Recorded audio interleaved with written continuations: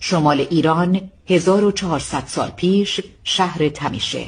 به نقل از جریر طبری، فیلسوف و مفسر قرآن و مؤلف تاریخ طبری که از مراجع معتبر تاریخ اسلام است آمده شهریان چون باج به مسلمانان ندادند، شهر به فرماندهی سعید ابن عاص کاتب قرآن و چند آقازاده مسلمان از جمله پسر عمر، عبدالله و پسران علی ابن ابی طالب، حسن و حسین درآمد.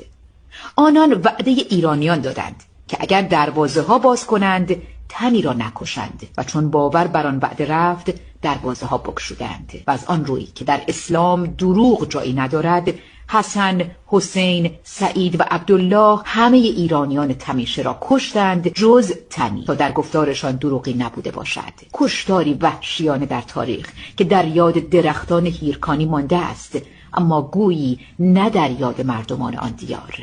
شمال ایران 1400 سال بعد.